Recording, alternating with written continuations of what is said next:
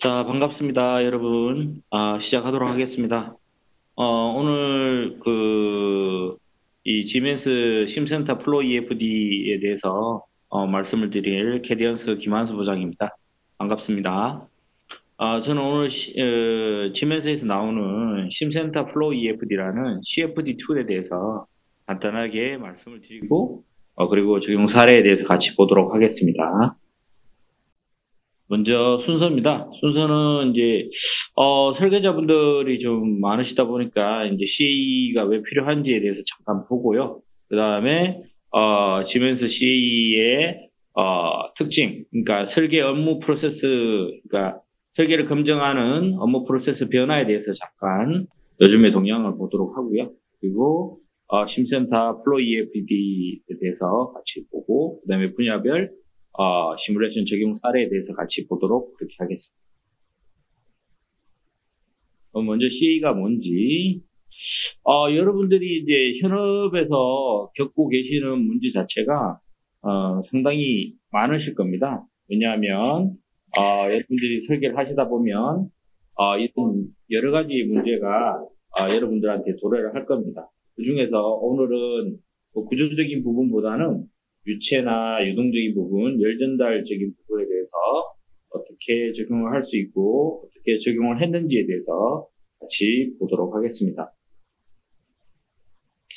먼저 기존에 여러분들이 이제 그 설계를 검증하시든 이제 CA를 하시든 아니면 CFD를 하시든 이제 순서 자체가 컨셉 디자인을 하고 디테일 디자인을 하고 거기를 넘어가면서 뭐 그 이제 CDA를 하든지 하면서 이제 이렇게 바뀌어지게 돼 있는데 이런 이제 순차적으로 가다 보니까 시간적인 게 굉장히 많이 소요가 되는 사항이에요. 그래서 저희들 이제 이 지멘스 쪽에 CA 솔루션이 제안하고 있는 방향성은 바로 이겁니다.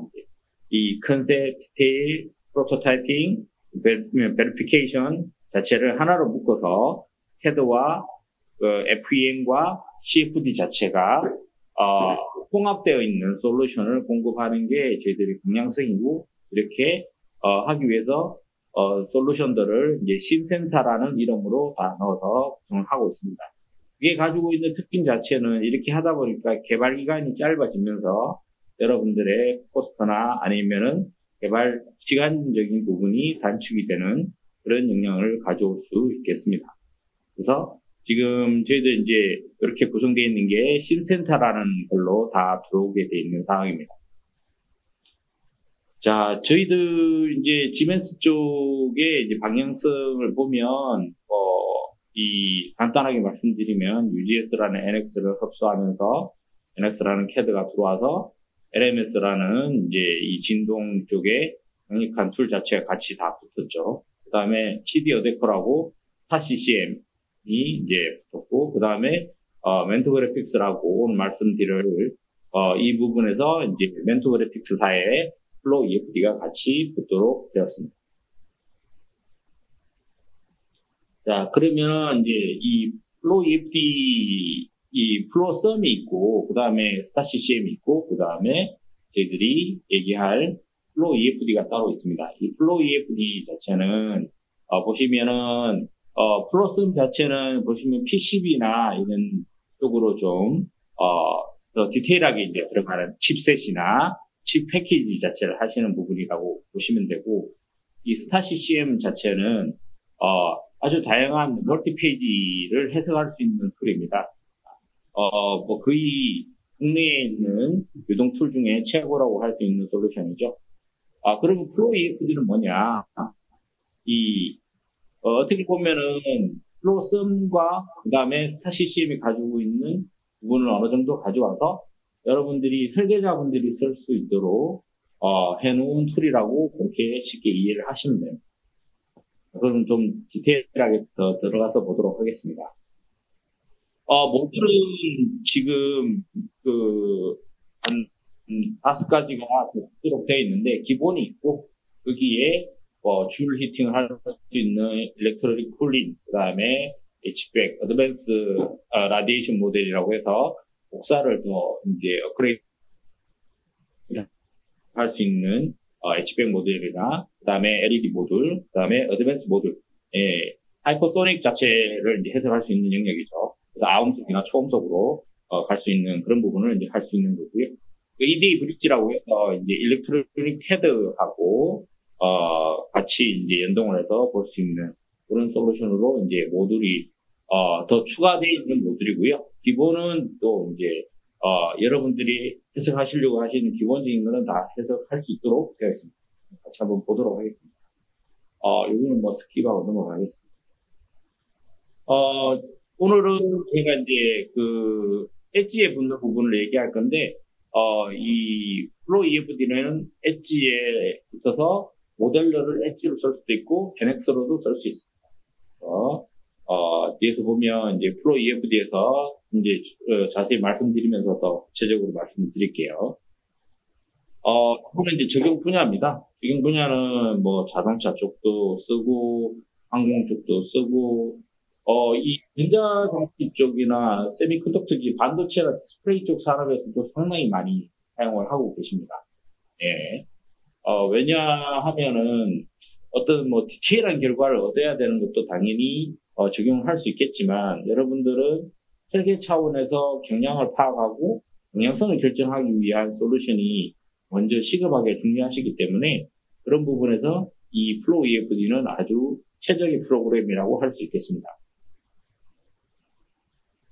자, 보시면은 이제 뭐 스마트 셀을 적용해서 할 수 있다라고 이제 되어 있는데 보시면 NX나 솔리드 엣지, 카티아, 뭐 크레오, 프로이하고도 같이 이렇게 도록 되어 있는 툴이고 여기서 이제 지멘스 솔루션 자체는 NX와 엣지니까 NX와 엣지하고 같이 붙어서 할 수 있는 부분입니다. 보시면은 뭐 헤드램프 같은 경우에는 특별히 또 헤드램프 모듈이 또 따로 있습니다.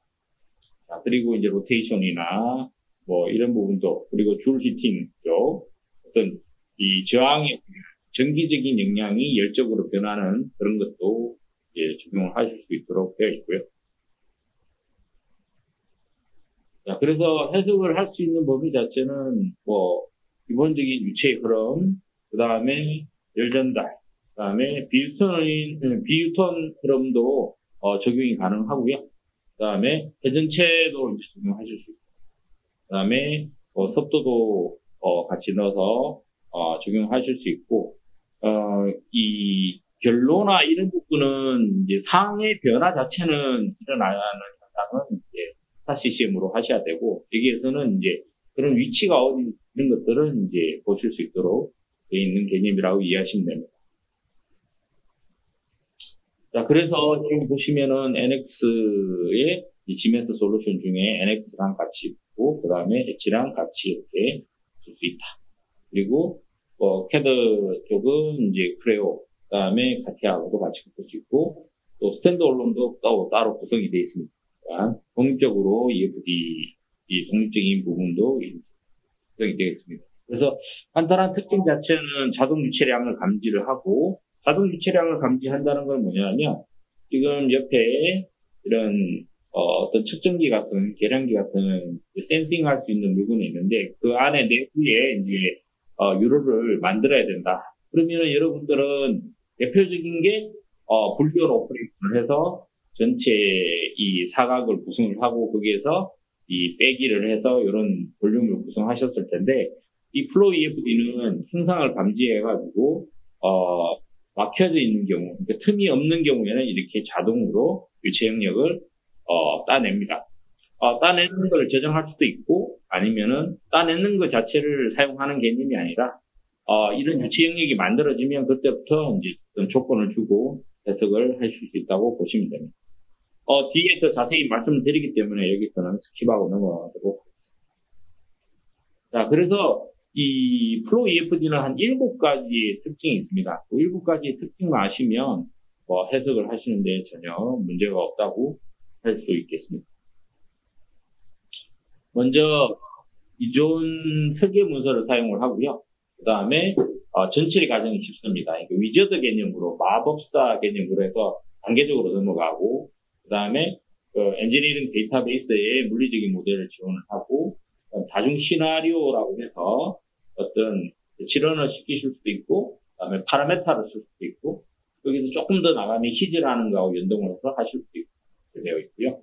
그다음에 실시간 여러분들이 이 만들어 놓은 골이나 목표에 대한 값 자체를 보시면서 모니터링을 하실 수 있고, 결과값에 가까워지고 있는지 이런 것들도 보실 수 있도록 되어 있습니다. 그리고 상당히 직관적으로 포스트가 이루어져 있기 때문에 포스트 구성이 너무 쉽습니다. 그리고 거기에 따른 어떤 합리적인 경제성이 이루어지고 있는 프로그램이라고 할 수 있겠습니다.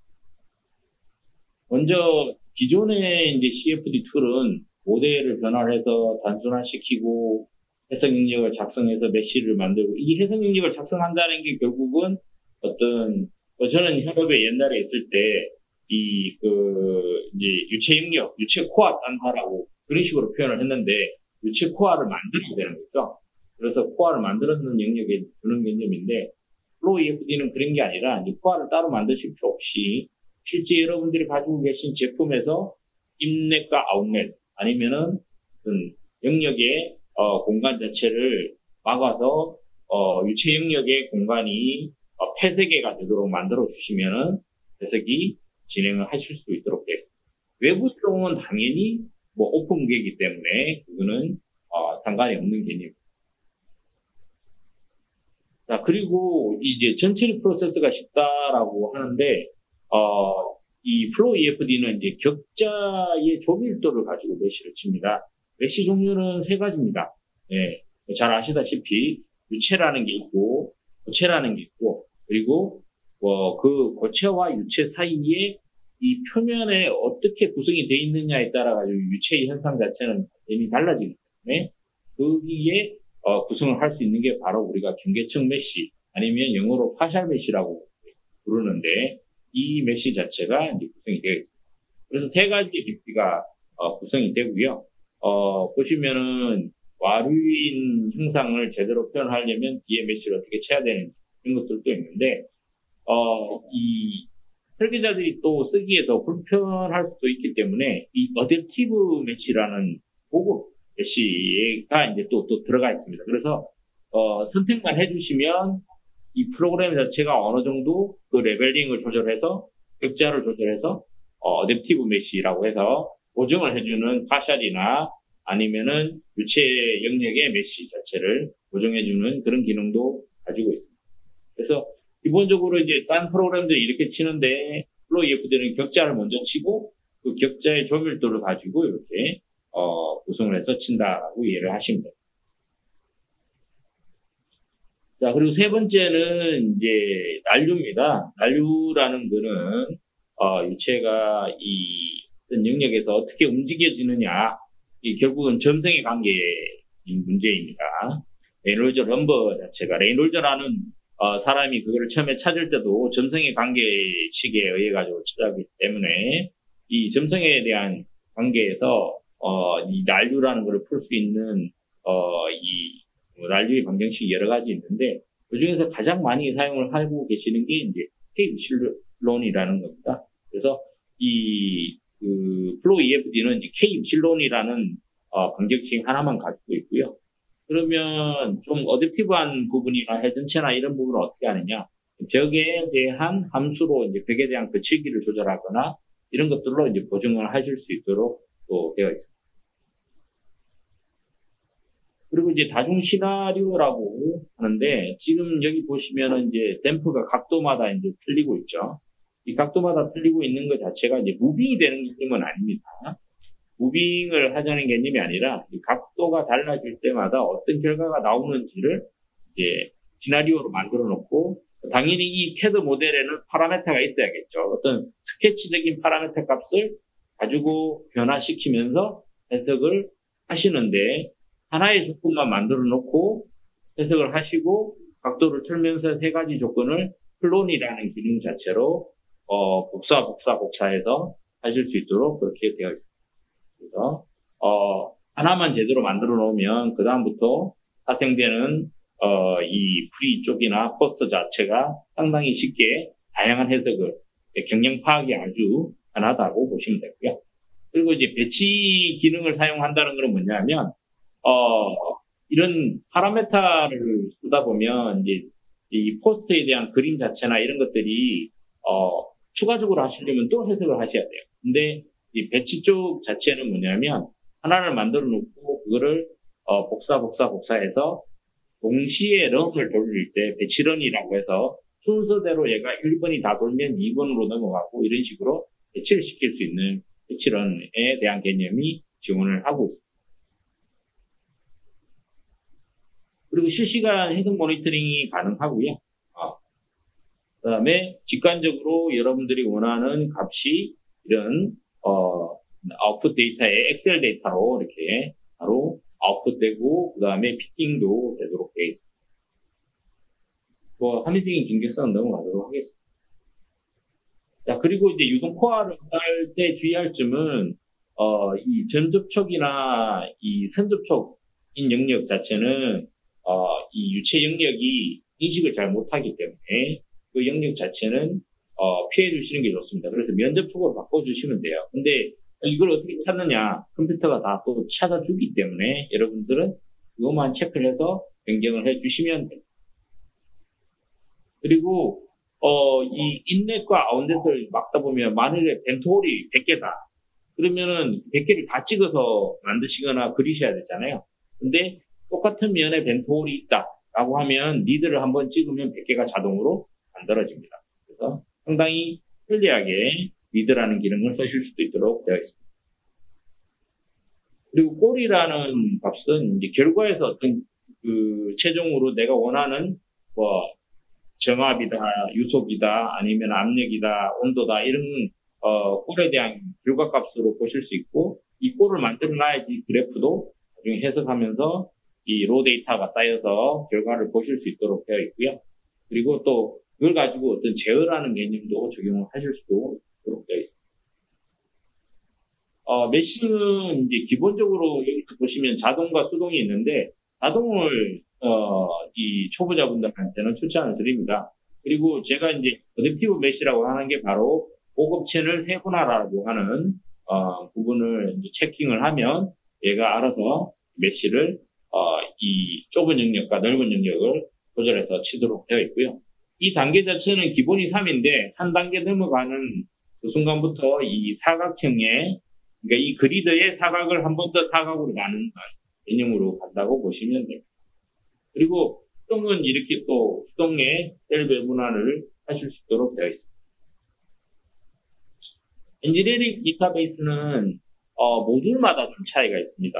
기본을 구매를 하시면 조금 약한 부분도 있을 수도 있어요. 그러니까 뭐냐면 이 유체나 고체는 기본적인 거는 다 있습니다. 하지만 우리가 콘크리트 재질이나 이런 거를 쓰시려고 한다 그러면 어떤 H백 모듈이나 이런 게 있어야지 이제 그런 재질이 들어오고요.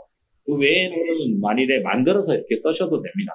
복사해서 그냥 붙여넣기 하고 어떤 열전자 개수값이나 이런 것들을 만들어서 이렇게 커브 피팅해서 만드실 수도 있고 하도록 되어 있기 때문에 엔지니어링 데이터베이스 자체도 지금 보시면은 엔지니어링 데이터베이스, 그러니까 재질도 있지만 이런 펜에 대한 곡선이나 복사 곡면, 가공판의 특징 이런 것들도 또 다 어느 정도는 기본적으로 들어가 있기 때문에 여러분들이 처음에 모르고 만드는 것보다는 훨씬 더 접근성이 좋다고 할 수 있겠습니다. 그리고 요거는 제가 이제 단편적으로 조금 보여드리려고 정리를 해놨던 거였는데 포러스라고 해서 이제 필터를 쓰시는 업체들이 생각보다 많거든요. 그러니까 특히 디스플레이 쪽은 어떤 파티클에 아주 민감한 산업이기 때문에 필터라는 걸 상당히 많이 씁니다. 근데 이 필터라는 게 저항체이기 때문에 그 저항체를 해석하는 방법론 자체가 어떤 저항체에 대한 커브를 가지고 이 유량하고 델타 P에 대한 관계식으로 넣을 수도 있지만 이 필터의 사이즈 아니면은 어떤 압력 강화에 대한 특징 이런 거를 가지고도 또 값을 넣도록 되어 있습니다. 그래서 일반적으로 이 많이 쓰시는 게 유체에 대한 저항값으로 그러니까 결국은 이 Q 대 델타 P에 대한 값으로 이제 많이 쓰는데 여기에서는 어떤 것도 되느냐라고 이제 설명을 드리려고 이 다공성의 값과 참조 구멍의 차이에 의해 가지고 이런 식으로 뒤에 보시면은 자공의 사이즈가 틀어지고, 했을 때 입자수가 이제 다르게 나가는 영향을 보실 수 있죠. 그러니까 기준값은 이렇게 줬다는 거죠. 기준 사이즈는. 그리고 이제 이 파티클의 사이즈를 다르게 줬을 때, 지금 요거는 파티클을 같이 풀었는 겁니다. 뭐냐면, 파티클 사이즈도 또 따로 줄 수 있기 때문에, 그 파티클이 그 구멍을 얼마나 통과하느냐, 이런 것들도 미리 예측해 보실 수 있도록 되어 있다는 거죠. 그리고 요거는 이제 프리 스페이스 문제입니다. 프리 스페이스라는 거는 시간에 따라서, 이 표면 자체, 그러니까 유체의 표면 자체가 계속 바뀌는 경우에 이제 현상 자체를 프리 스페이스라고 할 수 있고요. 그때는 어떤 이 농도의 비율, 그러니까 지금 보시면은 이제 물과 아니면 공기하고의 이제 농도의 비율의 변화 자체, 표면에서의 변화 자체를 가지고 이제 프리 스페이스로 접근을 하는 개념이라고 이해하시면 돼요. 그래서 보시면은 이제 이런 식으로 댐에 물을 채워놓고 이제 터뜨렸을 때 어떻게 이제 변화가 되는지 최대 분율 자체가 이제 다르게 되죠. 시간에 따라서. 지금 이 해석은 모두 트랜전트, 이제 비정상 해석, 시간에 따라 다 변하는 해석으로 접근을 하도록 되어 있습니다. 이런 식으로 수조에 물이 차는데 어떻게 차고 시간에 따라 어떻게 되고 가고 있는지 그걸 보여드리도록 되어 있다는 거죠. 그리고 이제 이거는 음량 파워 해석이라고 하는데요. 음량 파워는 이제 어쿠스틱 쪽은 이제 저희들이 두 가지를 가지고 있습니다. 그러니까 어떻게 보면 이제 CCM의 어쿠스틱이라는 게 있고, 소음을 측정할 수 있는 개념이 있고, 그 다음에 심센터의 어쿠스틱, 진동 소음이 또 따로 있고요. 이 프로 EFD의 소음이라는 거는 이제 그렇게 보시면 돼요. 제가 속도를 지금 보여드리고 있는데 그 속도에 따라 난류 에너지가 좀 다르죠. 난류 에너지가 이제 달라지면서 난류의 강도 값이 이제 달라진다는 말이죠. 난류의 강도 값이 달라졌을 때, 보시면은, 세퍼레이션 되면서, 이제 난류의 강도 값이 세지는 이런 영역에서는 이제 난류 에너지가 커지게 되고, 거기에 따라가지고 이제, 난류의 강도에 따른 음량 파워를 이제 데시벨에 대한 개념으로 보여주는 정도의 수준으로 이해를 하시면 됩니다. 그래서 이걸 가지고 어떤 음량을 정확하게 분석했다. 그렇게 말씀하기에는 좀 어려운 상황인데, 그냥 난류 강도 값을 가지고 음량도 대충 정량은 볼 수 있다. 이렇게 이해를 하시면 돼요. 자, 그리고 이제 파라메트까지는 말씀을 드렸기 때문에 좀 넘어가도록 하고요. 요거는 이제 히즈라는 거, 저희들 따로 툴이 있는데, 이제 지멘서에서 나오는 히즈는 어떤 최적화된 솔루션의 값을 이제 분석해주는 툴입니다. 그래서 그거와 지금 그 IGBT를 이제 같이 돌리면서 어떤 최적 조건의 값을 찾는 개념을 지금 히즈하고 구동을 시킨 거거든요. 그래서 이렇게 얘가 계속 반복을 해가면서 어떤 최적 값을 찾아준다고 이해하시면. 자, 그러면 이제 먼저 디스플레이 쪽의 적용 사례에 대해서 간단하게 좀 보도록 하겠습니다. 이거는 제가 이제 현업에 있을 때 했던 건데, 8세대 FPD 장비에, 높이는 한 6m 정도 되고, 이 글라스, LCD 글라스 매수는 40장 정도 들어갑니다. 그래서 보시면은 아실지 모르겠지만 챔버가 상하 분리되는 챔버입니다. 그래서 운송할 때 상챔버, 하챔버 이렇게 분리합니다. 자, 이 보시면은 여기에 지금 나와 있는 이 표 자체는 뭐냐면 CS팀이라고 해서 셋업팀 자체가 설치를 할 때 이 팬의 헤르츠, 그 열배기의 압력, 이런 것들을 다 맞춰 놓는 데이터입니다. 여러분들이 해석을 하시더라도 어떤 신뢰성을 좀 가지시려면 설치를 했거나 아니면 설치가 돼야 되는 조건 자체를 가지고 검증을 최대한 맞춰가는 게 어떤 실제 제품과의 신뢰성을 가질 수 있을 거라고 생각을 하고요.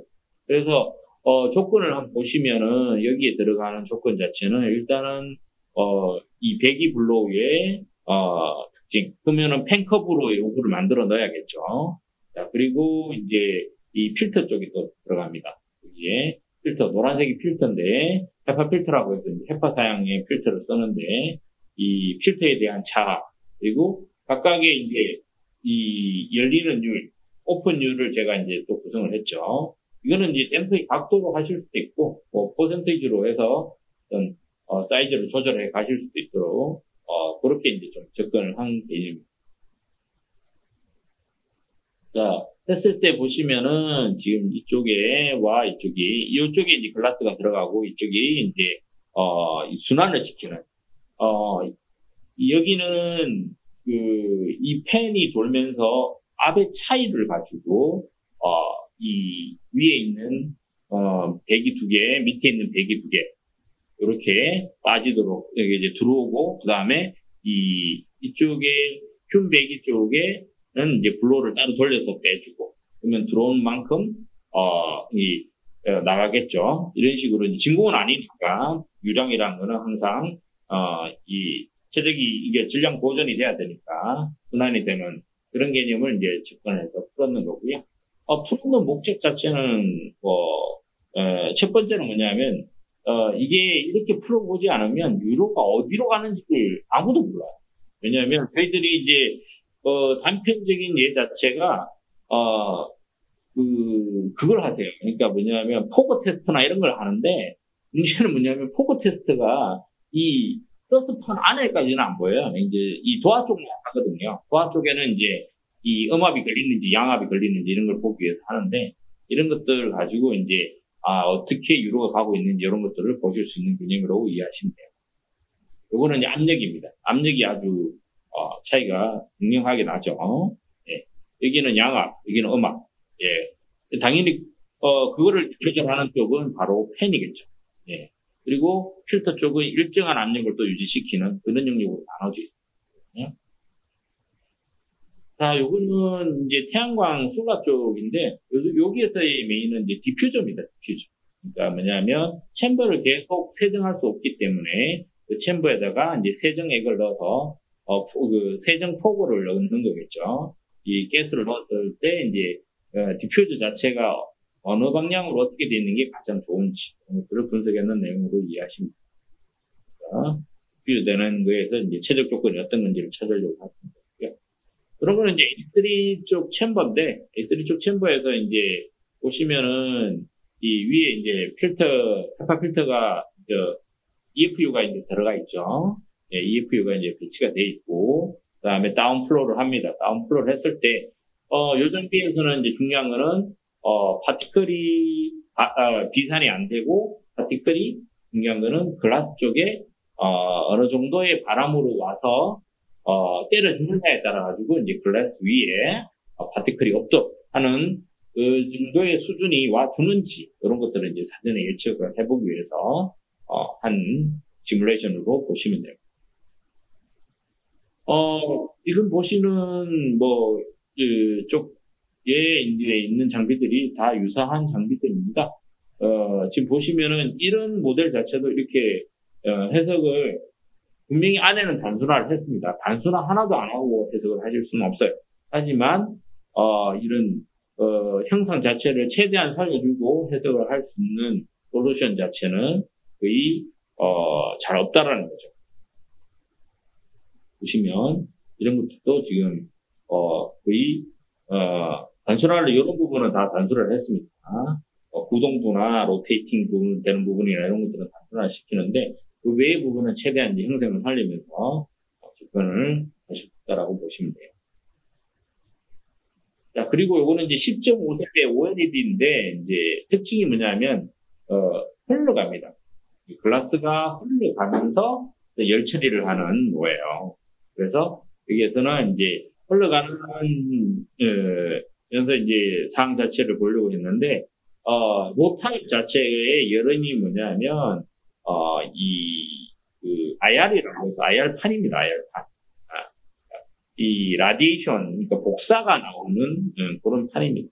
판에서의 어떤 이 라디에이션과 방사율 자체를 주고 이제 글라스의 온도를 이렇게 본 거죠.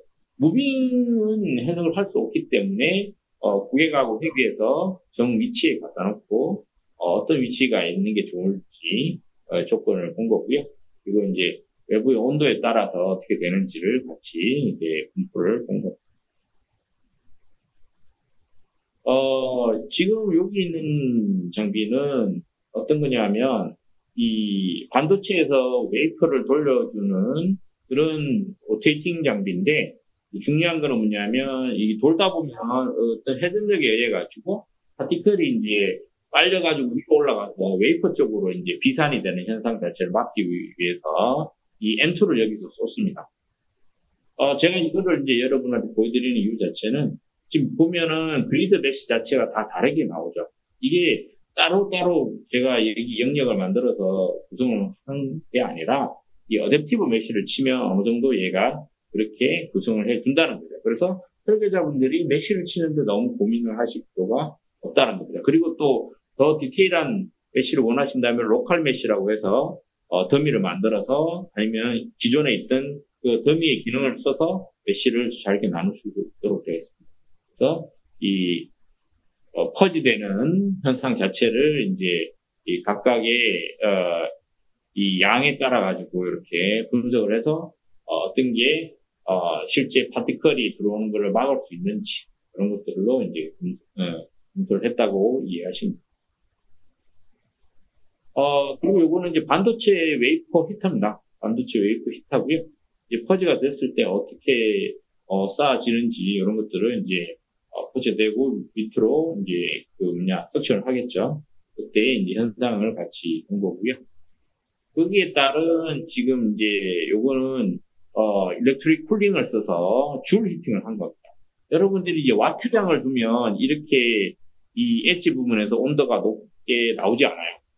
왜 그런가 하면 전하의 비율 자체가 이제 좁은 영역으로 몰리기 때문에 그러면 이거는 뭐냐면 전기적인 특성을 주고 프로그램이니까 공간이 좁은 데는 이런 전기가 흘러가면서 좁아지니까 저항이 더 올라가겠죠. 그래서 열이 더 높아지는 그런 현상을 이제 줄 히팅으로 같이 넣는 겁니다.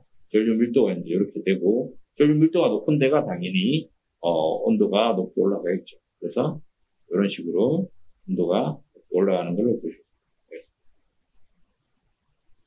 자, 그 다음 이제 일반 기계 쪽을 좀 보겠습니다. 일반 기계 쪽은 아무래도 여러분들이 많이 쓰는 펜이나 밸브 이런 쪽으로 이제 정리를 했고요.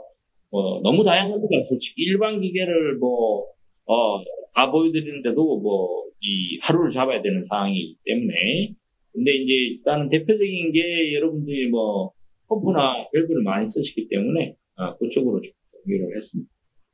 그 다음에 이제 요건 레귤레이터고요. 그래서 레귤레이터도 되고, 그 다음 밸브도 되고, 펌프도 이렇게, 그렇게 있는데, 일단은 이제 밸브라고 하면 여러분들이 가장 중요한 거는 이제 밸브의 CV 값입니다. CV 아니면 KV 값이죠. 밸브는 그거밖에 없어요. 솔직히.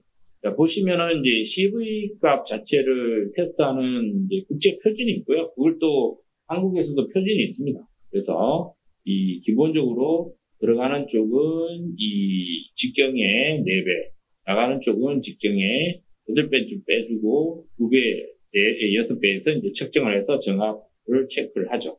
여기서 보시면은 이 CV 값은 이제 이 최적 유량, 들어가는 유량과 델타 P, 결국은 델타 P가 문제거든요. 압이 얼마나 손실이 되느냐에 따라 가지고 이제 우리 밸브가 좋으냐 안 좋으냐를 이제 검정해서 줄 수 있는 개념이고요. 거기에 대한 거는 이제 테스트를 분명히 하실 텐데 이 밸브 자체가 커지면 커질수록 이제 테스트를 할 수 있는 환경 자체가 힘들어지죠. 그래서 이제 어떤 해석을 해서 접근을 하실 수 있는 거고요. 보시면은 지금 이런 식으로 이제 액체를 흘리면서 이 CV 값을 따로 이렇게 찾아내실 수 있도록 되어 있습니다. 단편적인 예를 보면, 글로브 밸브를 이제, 어떤 해석들을 했는 건데, 지금 이 데이터 자체를 제가 다 정리를 한 게 아니라, 정리는 당연히 이렇게 엑셀표로 좀 깨끗하게는 했죠. 근데, 좀 전에 객관성이 있다라고 해서 결과가 바로 나오잖아요. 그 결과 바로 나오는 거를 이런 식으로 꼴로 만들어 놓고, 그 꼴을 그냥 엑셀이기 때문에 편집해서 쭉 붙여놓은 겁니다. 그래서 이제 정리를 한 거죠. 보면은 이제 각각의 오픈 정도, 이것도 제가 파라미터를 만들었겠죠. 파라미터를 만들어 놓고 4mm, 8mm, 12mm, 16mm, 20mm를 매번 해석을 하는 게 아니라 하나 해석을 해놓고 카피 하면서 해석을 적용을 한 겁니다.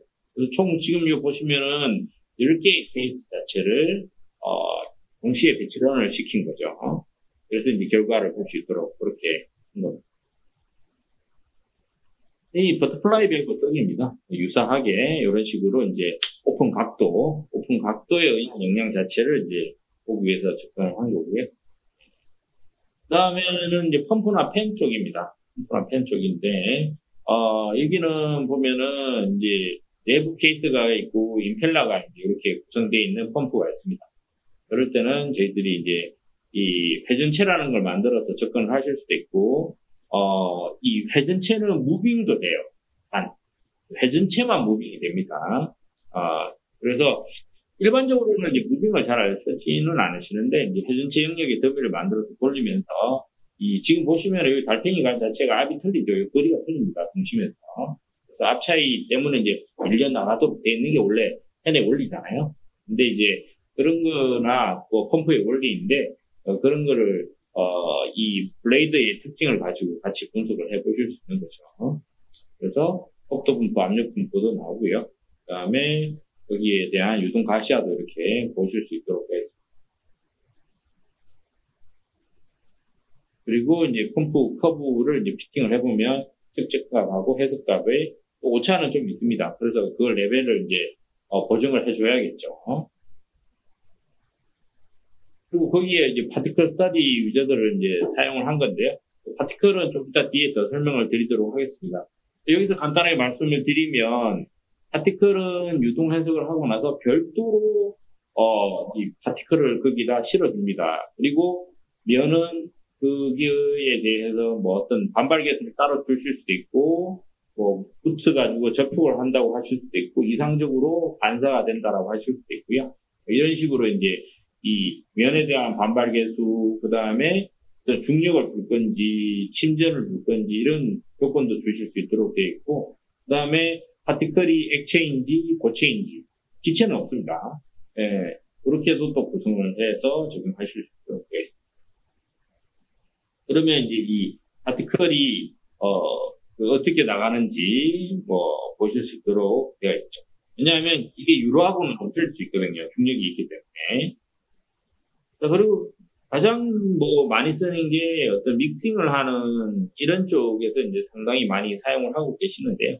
제약 쪽이나 아니면은, 이제 어떤, 저는 이제 저번에 했던 게 이제 시추선에 들어가는 탱커에 대한 거를 이제 한 건데, 탱커에 대한 이 침전이 되지 않고 계속 얘를 이제, 돌려서 어떤 유지를 시키기 위해서, 혼합이 어떻게 잘 되어가고 있는지, 이런 것들을 이제 보기 위해서 하는 개념입니다. 보시면은, 여기는 이제, 상을 2개를 넣어가지고, 이렇게, 어떻게 믹싱이 되는지를 조금 더 구체적으로 보여드리기 위해서 만들어놨던 예제고요.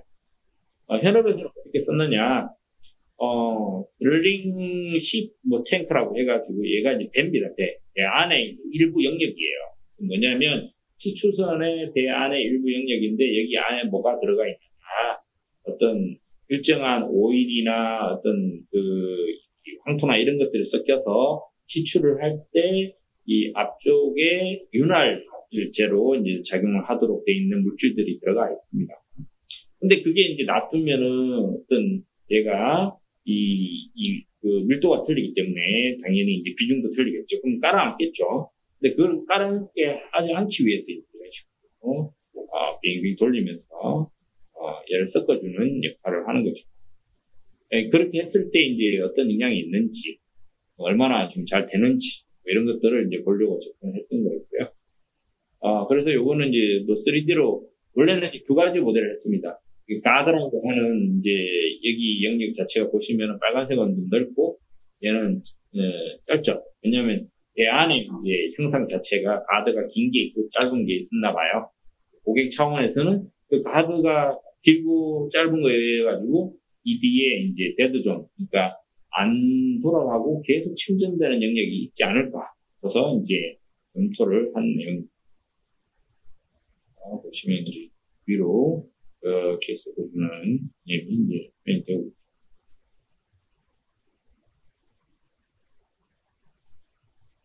여기서 또 이제 돌면서, 여기는 헤딩 체육용으로 만들어서 이제 돌린, 하부 쪽이고요. 그리고 이제 기준 자체가 이 0.1 메타 퍼 세크, 그러니까 이 속도가 0.1 메타 퍼 세크가 되는 영역 자체가 몇 프로 이하 정도여야 된다라는 기준으로 이제 그게 선택 사항이었어요. 근데 조금 애석하게도 저희들 거는 그거를 이 부피로 환산해서 몇 프로 환산할 수는 없고 지금은 이 아이소 서페이스라고 해서 0.1 이하인 영역이 어디에 있는지 0.1 이상은 어디인지 이런 것들을 이제 그 서페이스 개념으로 보여드릴 수는 있습니다. 또 이에 대해서 제가 0.1 기준으로 해서 본 거죠. 그래서 봤을 때 470이 지금 920하고 이제 기준에서 봤을 때 여기에서는 크게 뭐 차이는 없죠. 근데 이제 이쪽 바드가 있는 쪽에도 크게 차이는 없습니다. 여기 조금 있고 여기 이제 좀 더 큰데 뭐 이걸 가지고 뭐 크다고 하기는 그렇고 크게 영향은 없다라고 이제 판단한 거고요. 그리고 이거는 이제 섬유 건조 장치입니다. 섬유 건조 장치인데 그 섬유 건조 장치 중에서 어떤 이제 그 바람으로 이제 섬유를 이제 다져준다고 얘기를 해야 되나? 이렇게 강하게 압력으로 쏴서 섬유의 이제 질도 높이고 경사와 위사의 조합도 이제 쳐주는 거죠. 이렇게. 그래서 강한 바람으로 이제 쐈을 때 이제 여기에 노즐이 한 200개 정도 들어가는데 그 노즐의 배치에 따라서 여러분들 그 휴지 같은 거 감아 보셨잖아요. 감다 보면 이게 한쪽으로 쏠려요. 왜냐하면 마찰에 때문에 이제 그런 현상이 생기는 거죠. 그래서 속도도 있고 마찰도 있겠지만 그렇다 보니까 이제 어떤 게 가장 이제 이 섬유 쪽에 영역에 안에 들어와서 쏴주느냐 이런 것들을 보기 위해서 이런 장치가 있는 거를 해서 해석을 해본 거죠. 그래서 이제 요거는 전체 챔버를 해석을 해본 거고 실제 이제 중요한 거는 요겁니다. 요거. 노즐의 각도를 어떻게 하느냐에 따라서 어떤 분포를 가지고 얘가 되고 있느냐. 그래서 일단은 직선으로 나가는 것보다는 일단 이 모이는 거나 거꾸로 나가는 쪽이 조금 양호한 형상을 주고 있고요. 그 다음에 이제 원하는 위치에 속도가 있습니다. 그 속도에 이제 분포 자체가 어떤 게 균일한지 그걸 가지고 판단을 했던 내용입니다. 그리고 보통은 이제 히트 익스체인지라고 해서 열교환 거를 많이 쓰시죠. 그래서 열교환을 준비를 하려고 하다 보니까 너무 많아서 나중에 열교환만 따로 한번 빼가지고 여러분들하고 볼 수 있도록 하겠습니다. 대표적인 게 이제 라디에이터 형상의 열교환이죠. 근데 뭐 열교환은 여러 가지도 있습니다. 이런 히트싱크도 있고 여러 가지 있으니까. 그래서 이게 이제 저희들이 나오는 뭐 그 대표적인 예인데 이쪽으로 흐르는 유체와 이쪽으로 흐르는 유체가 이제 달라지면서 열이 교환되는 그런 현상에서 얼마나 열 전달이 잘 일어나는지 그런 것들을 이제 예로 보시면 되고요. 그래서 열 교환은 다음에 한번 따로 이렇게 시간을 갖도록 하겠습니다. 그래서 이런 것들 되게 중요합니다. 그러면 보일러 업체에서 여기 날개에 살을 조금 살려주느냐, 안 살려주느냐, 이런 게 막 엄청 관건이고, 그렇습니다. 자, 그리고 요거는 이제 NX 금형 쪽에 적용을 한 건데요. 보시면은 지금 이제 여기에 기존의 코어에 금형의 냉각 라인이, 이렇게 이제 냉각 라인이 돼 있죠. 당연히 이렇게 하실 수밖에 없어요. 왜냐하면 건드릴이 이제 들어가서 뚫을 수 있는 한계가 직선밖에 없지, 뭐, 여기서 이렇게 이런 식으로 돌아서 뚫을 수 있는 건드릴은 없잖아요. 근데 이거는 뭐냐고, 이건 어떻게 만드느냐. 얘는 바로 요즘 유행하고 있는 메탈, 프로타이핑이라고 해서 이제 3D 프린트를 메탈로 하는, 적층, 가공법을 써서 접근을 하기 위해서, 한 내용입니다. 그래서 보시면은 쿨링 라인 자체가 얘하고 완전 다르죠. 그래서 적청 기술을 쓰면 이런 식으로도 이제 적청이 충분히 가능한 거죠. 그래서 전체를 다 하는 거 아니고 중류 코어만 이렇게 쓰시면 됩니다. 여기 보시면은 이제 이정구와 이제 여기에 쿨링에 대한 거를 이제 접근했는 거에서 이렇게 보시면 차이가 별로 없는데, 여기서 보시면은 이제 기본적으로 이 동일한 시간에 식는 것 차이가 확연히 발생이 되겠죠. 그래서 뒤에 이제 그래프로 좀 더 설명을 좀 드리면, 이런 식으로 나오는 거죠. 보시면은, 이종께 이제 요렇게, 연두 색깔인데, 처음에는 얘네들이 좀 낮다가, 우리가 사용으로 잡았던 얘가, 한 8.2초 단계에 오면은 이제 확 떨어져서, 그다음부터는 이제 계속 떨어져 있는 상태로 가는 거죠. 그러면 결국은 뭐냐면, 효율 자체가 얘보다는, 이제 기존 거보다는, 우리가 가지고 가려고 하는 특정 제조법 자체가 훨씬 더 빨리 온도를 다운시켜서 갈 수 있다는. 그러면은 냉각 시간도 줄일 수 있겠죠. 이렇게 이제 접근을 해가지고 검토를 하실 수 있는 내용. 이거는 뭐 속도를 돌려서 뭐를 하고 이렇게 하다 보면 시간이 너무 걸리기 때문에 여러 가지 케이스, 지금 제가 이것 때문에 돌렸는 케이스가 한 20케이스 넘는데, 그런 케이스를 이제 돌리는데도 시간적으로는 크게 오래 걸리진 않아요. 정리하는 게 걸리지, 실제적으로 해석하는 거는 크게 오래 걸리지는 않는 해석이었어요. 자, 그리고 이제 자동차 건설 공조 쪽으로 적용 분야를 한번 보겠습니다. 자동차는 뭐 저희들이 엔진이나 미션이나 이런 부분을 접근할 수 있는 건 아니에요. 왜냐하면 미션은 스타-CCM으로 현대자동차나 이 자동차 회사에서 표준화되어 있는 걸 쓰기 때문에. 근데 이제 저희 툴을 주로 쓰는 쪽은 이제 램프 쪽이나 이런 이제 아니면은 2차나 1차에서도 이제 이 엔진이나 구동계통 뭐 그런 계통에서 경량을 발휘 되는 경우. 지금 이거 같은 경우는 이제 DRL 컴프라는 걸 개발하면서 같이 어떤 이 히트싱크 쪽하고 LED, DRL LED하고 이제 안개등 LED를 온도에 따라서 어떻게 되는지를 이제 검토를 했던 개발 과제에 같이 했던 내용입니다. 자, 그리고 이거는 이제 공조 시스템인데요. 공조 시스템은 뭐 보통 이렇습니다. 덕터로 했을 때 어떤 공조의 영향이 나오고 그거에 따라 가지고 어떤 온도의 분포를 가지는지, 그거는 뭐 크거나 작거나 매치를 얼마나 치고 어떤 시스템으로 풀느냐의 차이지, 그런 방법은 똑같다고 보시면 됩니다. 이거는 제가 현업이 있을 때 로버트 부스 쪽에 로버트 여기 그려 넣었죠. 그 다음에 이제 여기 EFU입니다. EFU 610에 610짜리인가. 요 이제 신성글을 써서 몇 개를 배치하는 게 좋으냐, 어떻게 배치를 하는 게 좋으냐, 이 다운플로우를 시켜야 되니까 그런 것들을 이제 이 고객한테 대응을 하기 위해서 미리 검토를 한 내용. 다운플로우 때문에 이제 잘 되고 있는지. 밑에 이제 그레이팅 같은 경우는 타공률도 중요하겠죠. 그리고 요거는 전자파 문양실인데, 전자파 문양실에 이제 위에서 그 공조를 넣어주고 밑에서 이제 대기를 하고 있는데, 일부 영역에서 이제 온도가, 기준 온도가 있습니다. 요 위치에서는 기준 온도가 몇 도가 나오게 해야 된다를 분석을 해본 겁니다. 이런 공조도.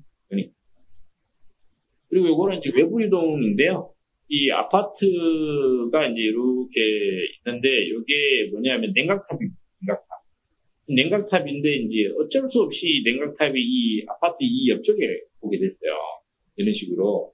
근데 이 냉각탑에서 나오는 거는 다 수증기입니다. 수증기. 그 나쁜 물질이 아니에요. 냉각만 시켜서 나오는 거기 때문에. 근데 이제 문제는 뭐냐면, 이 아파트 주민들이 보기에는 그게 뭐 오염 물질로 볼 수도 있다라는 거죠. 그렇다 보니까 이제 어떻게 하면은 뭐 어느 정도 높이에, 그다음에 어떤 날씨에 뭐 이게 영향을 주느냐 안 주느냐를 이제 보려고 접근을 했던 내용이었고요. 보시면은 외기 속도가 0.5밖에 안 되는 경우는 상당히 많이 붙어요. 그러면 이제 아파트 주민들 난리 나겠죠. 여기 동 사는 사람들 난리 났거든요. 근데 이제 2.0 정도 되면 많이 이제 주로 깔아앉고요. 3.3 정도 되면은 거의 뭐, 상당히 낮게 가라앉아서 그게 영향이 없다라고 보시고, 이런 식으로 이제 퍼져나가는 걸 보시고. 그리고 이제 오늘 유석을 보여드리는 거고, 이거는 이제 그렇게 나가면서 이 습도가 어떻게 되는지를 이제 보여드리는 겁니다. 상대 습도로 넣어가지고 같이 이제 습도에 대한 게를 접근을 하실 수 있도록 되어 있습니다. 그리고 이거는 이제 방파제인데, 여기 이 사장님이 아주 똑똑하신 분이세요. 그래서 방파제가 기본 방파제가 아니고, 어떤, 이 파고가 왔을 때 쓰나미를 막을 수 있는 방파제를 아이디어를 내셔가지고 이렇게 하고 계시는 부분이에요. 그래서 제가 이 플로우 EFD로 이제 프리스페이스 문제로 풀면 좋겠지만, 그렇게 접근을 하기보다는 이제 방파제 내부에 있는 형상이 얼마나 정도 영향이 있느냐를 미리 사전에 검토해 드리기 위해서 접근을 이제 했던 내용입니다. 뭐 이런 식으로 구조가 되어 있습니다. 대한 거는 저도 잘 모릅니다. 이런 식으로 벼측 구조로 되어 있는데 그 벼측 구조가 이제 결국은 사고가 왔을 때 얘를 이만치 넘치지 않고, 왜냐하면 기존에 있는 방파제는 여기가 상당히 많이 막혀져 있기 때문에 결국은 물이 왔을 때 그 압을 위로 다 쳐서 넘어가는 거거든요. 근데 여기에서는 이제 밑으로 이제 빼주는 그런 아이디어를 가지고 설치도 되어 있는 제품이에요. 기존에. 그걸 분석을 하실 겁니다. 이거는 이제 저희들 고객이 되셨는데, 슬래그 자체를, 그러니까, 이 용광로에서 이제 채광을 처리하고 나면 슬래그라는 게 남는데, 그 슬래그 자체를 이제 버리지 않고, 어떤 재활용을 하는 개념으로 이제 접근을 한 겁니다. 에어하고 슬래그 자체를 이제, 두 가지를, 적용을 하는 개념인데, 요거는 이제 공장에 대한 모식도를 그린 거고요. 이렇습니다. 밑에서는 강한 에어를 쏟고 위에는 슬래그를 흘립니다. 그러면 그 슬래그가 이 에어의 압 때문에 밀려나가서 이런 동글동글한 파티클이 됩니다. 예, 그거에 대한 압을 조절하면서 이제 파티클 사이즈도 조절을 하시고, 근데 이제 이 회사가 가져가는 이유 자체는 이 공장 자체를 이제 어떻게 만드느냐, 뭐 이런 짧게 만드느냐, 길게 만드느냐, 높게 만드느냐, 이런 것들도 이제 같이 분석을 하기 위해서 어떤 현업을 바로 이제 좀 검증을 하고 공장의 설계 자체나 이런 조건을 잡으려고 이제 접근을 했던 거였고요. 지금도 이제 이것도 보시면은 이 입자의 온도가 이제 여기 나와 있는데 이제 입자의 종류가 있습니다. 입자의 종류를 지금 한 하나, 둘, 넷, 다섯 가지 적용을 한 건데 입자의 종류에 따라 가지고 당연히 중력이 있기 때문에 얘는 멀리 가는 게 있고 가까이 가는 게 이게 바로 파티클 스터디로 이제 그러는 거죠. 그렇게 이제 접근을 하는 내용입니다. 이 각도도 이제 보이죠? 이게 얼마나 커지는지 이런 것들도 같이 보실 수 있도록 되고요. 그리고 이거는 이제 덕트인데요. 덕트에 이제 화재 감식 쪽에서 이제 밑에 침대나 이런 걸 태우면 위에서 석션을 해 나갑니다. 근데 이제 업체 사장님이 공사를 해야 되는데 400, 600, 1200짜리가 있는데 돈을 적게 쓰고 싶겠죠. 400으로 해서 잘 빨리면 좋겠는데 이건 안 될 것 같고 1200을 쓰기에는 너무 또 돈이 많이 들 것 같고 그래서 600으로 갈까 800으로 갈까 망설이고 있으실 때 이제 이런 것들을 검토를 해서 어떤 신뢰성을 좀 찾아보시는 거예요. 그래서 이 영역이 이제 어느 영역까지 결국은 석션이니까 석션 덕터니까 가장 멀리 빨리 이제 세게 빠는 게 가장 좋겠죠. 그리고 이제 대도전도 없는 게 좋고 그래서 이제 영역으로 해서 검토를 해본 거고요.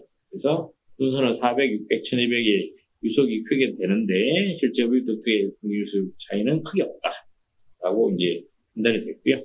그래서 직경의 크기로 봤을 때는 400보다 넓어. 그러니까 결국은 뭐냐면 이 파이가 커지면 영역이 넓어진다는 거예요. 빨아당기는 영역이 확 넓어진다는 거죠. 여기 보시면 여기에서 차이가 있죠. 이런 쪽에서 차이가 보이잖아요. 그래서 이 두 개는 큰 차이가 없는 것 같은데 얘하고는 차이가 있으니까 이걸로 하시는 게 좋을 것 같습니다. 그걸 이제 추천을 해드리는 거죠. 요거는 ISO 13784라고, 이제 화재가 일어나는 거를 이제 모사를 합니다. 불을 질러보는 거죠. 그럼 불이 전파가 됩니다. 이게 어떻게 전파되는지, 그리고 그 전파되는 경향 자체를 파악을 해서 이제, 뭐, 논문도 쓰고 ISO 규정도 이제 쓰는데, 거기에 대해서 이제 같이 연구원님하고 검토를 해본 겁니다. 그래서, 보시면은, 여기에서는 실제 이제 저희들은 연소를 뭐 해서 접근을 하기보다는 이 벙커시유를 태우는데, 그 벙커시유가 타면서 나오는 이제 열량 값을 가지고 이제 접근을 했던 개념입니다. 그래서 했을 때 보시면은, 이런 식으로 복사에 의한 열량이 나왔고, 요게 이제 그 열량을 줬을 때고, 근데 요게 실제 화재를 일으켰을 때 나오는 용량이에요. 되게 유사하게 나와 있죠. 여기는 이제 조금 차이가 있는데, 이 올라가는 거나 위에 지역은, 위에 부분은, 천장 부분은 거의 유사하게. 그래서 열로 접근을 해도 가능하다.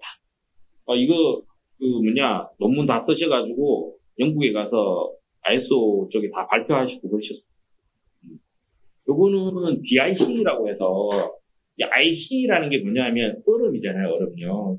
얼음 영향을 이제 없애주는 게 디아이싱, 아니면 안티 아이싱이라고 하는데, 이게 뭐냐면, 그런 거 있죠. 이제 비행기도 이 디아이싱이 있습니다. 이 상공 이상 올라가면 얼어버려가지고, 날개가 이렇게 안 움직이면 큰일 나겠죠. 그래서 이제 열선을 깔거나 하는 디아이싱이 있는데, 이거는 이제 기차의 디아이싱을 하기 위해서. 그러니까 지금 이제 고속열차인데, 고속열차에 이제 디아이싱 시스템을, 달아서, 이 겨울에 열차가 눈이 막 확 껴서 이제 얼어져 있는 거를 계속 구동하다 보면, 이제 차륜에 무리가 가기 때문에, 대차에. 그런 것들을 이제, 차고지로 들어오면 가장 강한 열풍으로 쏴서 빨리 녹여주고, 이제 또 차를, 또 뜨거운 물로 또 세척도 하겠죠. 근데 뜨거운 물로 세척하다 보면 또 얼고 하기 때문에, 가장 좋은 방법은, 어느 정도의, 이 열풍을 쏴서 빨리 이제 해소하는 게, 좋습니다. 그래서, 이제, 우리 고객분이 이제, 철도원하고 롯데하고 이렇게 같이 하고 계시는 내용이, 저는 이제 간단하게만 검증했던 내용을 말씀드리도록 하겠습니다. 지금 이제 공조 덕터 자체가, 인넷이 있고 아웃넷이 있습니다. 보시면은, 이런 식으로 조사가 되어 있고요. 길이는 한, 1시 100천, 그러니까, 밀리미터니까 33m 정도, 되는 개념입니다. 그래서, 거기에 이제 대차하고, 폭은 1.5m 정도, 되도록 되어 있는, 거고요. 그래서, 이런 식으로 이제 철도 대차랑 이제 벽이 이렇게 구성이 되어 있습니다. 이렇게, 덕트를 구성해서 들어오면 이제 이쪽으로 싸서 어떤, 작은 챔버식으로 만드시겠다는 거죠. 지금 이제, 셋업해서 이제 검증을 하고 계시는 걸로 저도 알고 있습니다.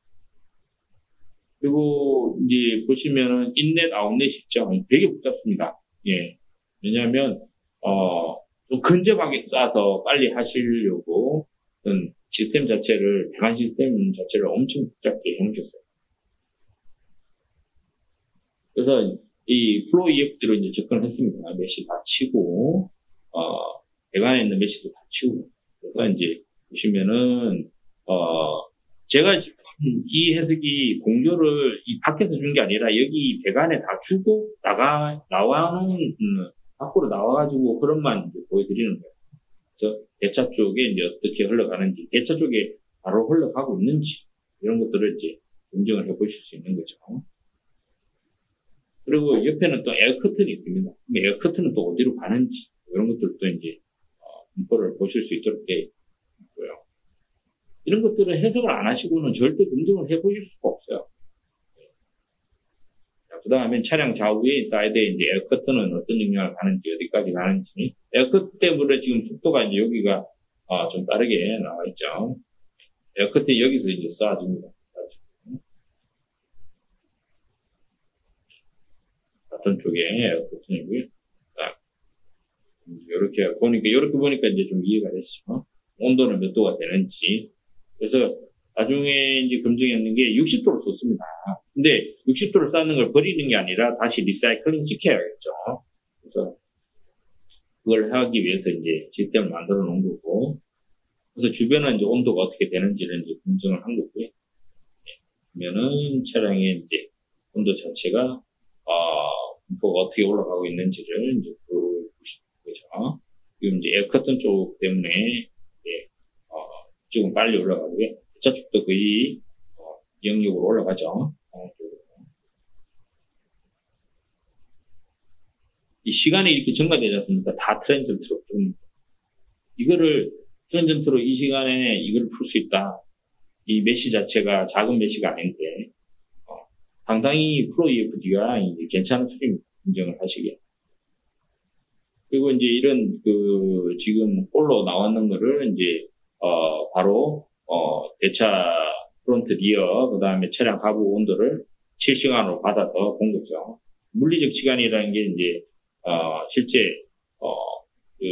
고객이 생각하고 있는 이 정도의 시간으로 쏘면 몇 도가 되는지, 몇 도가 낮아지는지, 이런 것들을 이제 보시기 위해서 집중을 합니다. 그래서 H백이라는 모듈을 쓰시면은 주로 이제 공조도 하고 이런 이제 내부의 환경이나 아니면 병원이나 학교 뭐 이런 쪽에서 이제 어떤 공조 시스템을 주로 쓰실 때 H백 모듈을 이제 추가해서 쓰시는 개념입니다. 시간이 크게는 없는데 이제 진행을 해보겠습니다. 이 전기 냉각 장치인데요. 전기 냉각 장치는 너무 많이 쓰기 때문에 조금 이제 이 열교환기하고 같이 연동을 해서 한번 제가 시간을 따로 마련한다고 말씀드렸고요. 지금 요거 같은 게 파워 공급 장치입니다. 파워 공급 장치인데 이제 IGBT라는 게 이제 처리 장치가 달라지면서 어떻게 온도가 내부적으로 공급하고 있는지. 원래는 이제 밑에 이제 팬이 달라집니다. 이게 팬은 그대로인데 히트싱크가 이제 달라져요. 그래서 그 달라지는 영향이 어떤 건지 보려고 한 거고요. 그거는 저희 고객인데 이제 배전반입니다. 배전반에 이제 해석을 하기 위해서 이런 이제 부스바에 열량을 주고 이제 컨트롤 하실 수 있는 개념이고요. 보시면 순서가 이렇습니다. 이렇게 제가 코어 만들어진다고 했죠. 코어 만들어지면 해석을 하실 수 있는 거예요. 고체에서 열전도 체크하고 그다음에 넘어와서 공기죠. 외부에서 들어오는 게 그럼 공기로 넘어가서 유체 재질 정하고 그럼 고체 재질로 와야겠죠. 고체에서의 재질을 정하는 거는 대표 재질을 정합니다. 대표가 뭐냐면 100개 중에 99개가 스테인리스다. 그러면 여기서 스테인리스를 정하시고 하나는 미소바다, 구리다. 그러면은 나중에 들어가셔서 구리만 선택하시면 이제 구리만 주셔도 해석은 충분히 된다는 거죠. 그 다음에 이게 중요합니다. 외부 환경이 어떻게 되느냐. 지금 이 외부, 이 배전반 외부의 환경이 몇 도에 얼마의 열전다 개수로 이제 뺏어가지는지, 빠져나가는지가 이제 중요한, 변수라고 할 수 있습니다. 그 다음에 초기 조건. 초기 조건은 이 금방 만들었던 하늘색 코어가 어떤 상태에서 시작을 하는지, 이렇게 해석을 진행하시면 됩니다. 보시면은, 벤톨, 제가 말씀드렸죠. 벤톨 다 그려 넣는 게 아니라, 벤톨에서 따서 그냥 찍으면 벤톨이 다 막혀서 리드로 만들어진다고. 그리고 펜은 펜커브를 달아는 거죠. 네. 나중에 거는 이제 3개도 달고 2개도 달고 다른 것도 더 해드렸습니다만은 이렇게 할 수 있다라고 보여드린 겁니다. 이렇게 보실 수 있고 이렇게 플러그로 다 찍으면 온도도 몇 도인지를 보실 수 있고요. 이 포스트도 상당히 강합니다. 예, 편하죠. 예. 다른 것처럼 포스트 하는데 시간 오래 걸리고 그러지 않습니다. 분별 온도 조건이. 그 다음에, 요거는 이제 방산 쪽 아이템입니다. 방산 쪽 아이템들은 주로 이런 게 많아요. 막혀져 있는 거에 보드가 들어가고 그 보드가 이제 열이 발생이 되는, 그게 주 메인들이고요. 그랬을 때 이제, 몇 와트고 중요한 거에 칩셋의 온도가 몇 도냐. 그러니까 칩셋에 와트량을 주고 주변의 온도나 칩셋의 온도가 몇 도인지 그런 것들을 보는 게 이제 메인이라고 보시면은 예, 이 온도죠. 온도가 이제 칩셋 이쪽에는 온도가 도로 감소가 되고, 쪽으로, 이거는 지금 유속을, 온도를 나타내는데, 이 벡터 자체는 이제 유속이라서 이렇게 위로 떴다가 내려간다고 보시면 온도가 이제 이런 경향이 나온다. 그거 이제 이해하시면. 그거는 똑같은 방산 쪽입니다. 근데 이제, 회사마다 다 쓰는 이제 뭐 누구는 제어 계통, 누구는 통신 계통 이런 걸 쓰시기 때문에, 여기는 또 펜이 있죠. 저집이란 거. 이쪽 회사는 펜이 없습니다. 밀펜입니다. 그래서 주로 이제 밀펜을 쓰시는 데도 있고, 그 펜을, 하셔야 되는 부분도 있고. 그래서 펜은 또 펜커브라는 게 좀 들어가야 되죠. 펜커브라는 거 들어가고, 각각의 부분마다 와트량을 이제, 접근을 할 수가 있고요. 이런 펜톨 다 만들어졌죠. 이게 다 하나씩 따가지고 만든다는 건 불가능합니다. 그리고 이제 메쉬를 나눴습니다. 주로 이제 3D로 메쉬를 보지 않고요. 주로 EFD는 이제 면에서 잘라서 면에 메쉬를 보고 이제 균일도를 가지고 이제 면을 돌립니다. 돌려서 이제 보시면은 각각의 온도가 어떻게 되고 있는지를 이제 보실 수 있도록 되어 있습니다.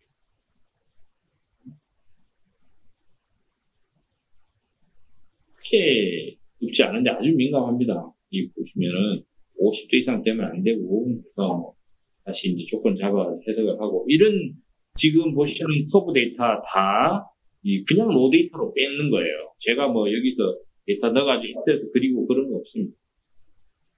그래서도 이제 외부 환경에 따라 온도가 어떻게 되는지, 우측판에 온도가 몇 도다. 그거는 보시면 좀 아시겠지만, 딱 보시면 아시겠지만, 지뢰 탐지기예요, 지뢰 탐지기. 지뢰 탐지기 안에 이제 들어가 있는 보드의 온도에 따라 어떻게 되는지. 보드의 이제 값은 이렇게 소비 전력을 받아서 이렇게 주십니다. 그러면은, 이 중에서 내가 쓰려고 하는 것만 빼내서, 이제, 메쉬 나누고, 그 다음에 사용 전력 주고, 해석을 하면 이제 온도가 각각 나오죠. 그 다음에 이제 마지막으로 기타 제품만 좀 설명을 드리고 끝내도록 하겠습니다. 요거는 좀 재밌는 아이템인데, 아이스박스입니다, 아이스박스. 아이스박스인데, 이제, 이 회사가 특허가 있는 아이스박스예요. 그래서 상당히 오래 갈 수 있는 아이스박스. 내용물이 거의 아이싱 돼가지고 오래 견딜 수 있는 그런 아이스박스를 이제 하시기 위해서 재질을 다르게 가져가면서 아이스박스를 온도가 어떻게 되는지를 분포를 이제 한 거죠. 그래서 이렇게 이제 내부 공간이 있고, 그 다음에 이제 메쉬는 다르고요. 재질은 EPP, EPS, 이런 식으로 하겠습니다. 그리고 중간에 이제, 공간을 막아주는 부분에 이제 냉매도 들어갑니다. 그래서 열준단수는 이렇게 되어 있고요. 중요한 거는 이제 요 나이키 커브라고 해서 이제 커브 값입니다. 그러니까 어떻게 조건으로 이제 이 온도가 달라지는지 이런 것들. 그래서 이 열전도율하고 비열이 중요합니다. 왜 그런가 하면 비열이라는 것은 이 시간에 따라 볼 때는 비열이 아주 중요한 여러분들 아시다시피. 그래서 물 1도씨를 올리는데 필요한 열량이 있잖아요. 그러면 이게 이제 이 시간에 따라 가지고 1도씨를 높이는데 이 완전 차원이 틀리기 때문에 그래서 이제 상당히 중요한 값이기 때문에 이 냉매에 대한 비열하고 열전도율 이게 이제 공기에 대한 열전도율 비열. 네. 보시면은 지금 이제 외부 환경이 시간에 따라 이제 점점 바뀌면서 어떤 식으로 이제 안에가 바뀌어지는지 이제 보여줄 수 있도록 되겠고요. 이렇게 보시니까 그러시죠. 이렇게 보시면 이해가 가죠. 시간에 따라 가지고 지금 보면은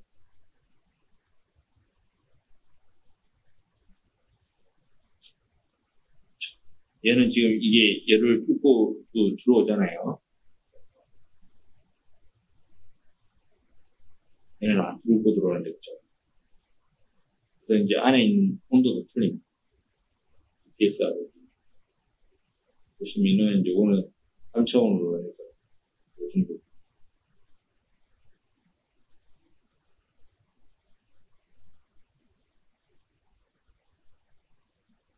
그래서 결국은 이제 이 커브 값입니다. 이 나이키 커브라고 하는데, 이 커브의 경향이 어떻게 되는지, 이게 이제 중요하더라고요. 이게 총 48시간인가 그걸 초로 나눠가지고 돌린. 그리고 요거는 이제 여러분들 그냥 참조해서 한번 보시라고 있는 건데, 뇌 독성류라고 해서 애널리즘입니다. 애널리즘. 뇌 동맥이 이제 있는데, 뇌 동맥 중에 이런 혹이 생기면 그걸 이제 동맥류라고 하면서 애널리즘이라고 부르는 것 같았어요. 근데 요청했는 업체는 이제 스텐트를 하는 업체였고, 그 스텐트가 이제 어떤 영향을 발생시키는지를 이제 보기 위해서 했던 거였고요. 그래서 보시면은 이제 이게 혈관이라고 제가 이제 그린 거고, 그 다음에 혈관하고 동맥류가 있는 경우 보시면은 이쪽으로 제가 혈액이 쭉 가죠. 그 다음에 스텐트가 하나 있는 경우 이제 1번 스텐트 형상이 있겠죠. 여기로 이제 조금 흘러갑니다. 그 다음에 2번 스텐트가 있는 경우 거의 많이 안 흘러가죠. 이 스텐트라는 역할을 저도 이제 이걸 하면서 좀 알았는데, 풍선 시술을 해가지고 혈관을 확정을 해놓고 나서 스텐트를 심으면 이제 이게 그쪽으로 가는 압을 최대한 막아주고 혈관의 역할을 이제 조금씩 하는 거죠. 그래서 결국은 중요한 거는 그거였습니다. 뭐냐면 이 동맥류 쪽으로 최대한 압력이 안 가는 타입의 스텐트가 어떤 거냐. 결국은 이 얇아져 있는 동맥류 쪽에 계속 압력을 가하다 보면 터져버린다.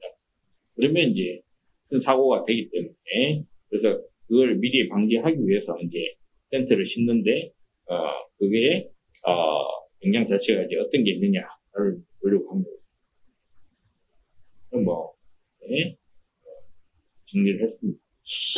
이거는 제가 그냥 이제 참조로 하나 정리를 한 건데요. 저희들이 좀 가지고 있는 이 CFD 솔루션이에요. 여기 하나 빠져 있는 거는 이제 심센터에도 꼭 플로우가 있고 서머리 있는데, 그거는 이제 구조 쪽이라서 조금 빼놓고 세 가지가 있습니다. 이제 PMAP에서 플로우라는 게 PMAP이 가지고 있는 플로우 솔루션이 있고, 솔브는 바야라는 플로우. 그래서 플로우 EFD가 있고, 스타 CCM이라는 세 개가 있는데, 자사거를 가지고 좋다 나쁘다라고 이제 판단하는 건 그런데, 저희들이 설명을 하기 위해서 조금 이해를 돕기 위해서 제가 정리를 한 거고요. 보시면은 이제 해석 조건에서 보시면 재질은 좀 많고 설정은 좀 편리하다. 그 다음에 방식이 FVM입니다. 그러니까 최적을 가지고 풀어요. 그리고 CCM도 제가 좀 오타가 났는데 FVM, FEM 얘는 다 할 수 있습니다. 메시도 이제 얘는 중급이고 얘는 상급입니다. 다양한 메시 다 칠 수 있어요. 그 다음에 난류도 이제 중급이고 얘는 상급이고, 그 다음에 시간도 얘는 상이고 얘는 좀 중이고. 이게 제 입장으로 이제 판단을 했는 거기 때문에 이 스타 CCM을 잘 써주시는 분이 보기에는 또 아닐 수도 있어요. PMAP을 잘 쓰시는 분 보기에는 또 아닐 수도 있는데, 세 가지를 이제 고루고루 보면서 이제 느꼈던 거는, 설계자분들이나 아니면 CFD 전문가더라도 좀 빨리 회사에서 내가 경향을 빨리 파악을 해야겠다라고 생각하시면 EFD가 어떨지라고 이제 좀 추천을 드리는 거고요. 그리고 구조 쪽은 이제 마스터런하고 운동을 나중에 하실 수 있습니다. 그렇게 이제 이해를 하시면 되고요. 거기까지 제가 한번 한 10분 정도, 한 5분 정도 이제 오버를 했는데요. Q&A를 좀 받도록 하겠습니다. 혹시 질문 있으시면 좀 남겨주십시오. 혹시 보시고 지금 질문이 생각 안 나시더라도 나중에라도 질문 하면은 우리 어디로 할 수 있어?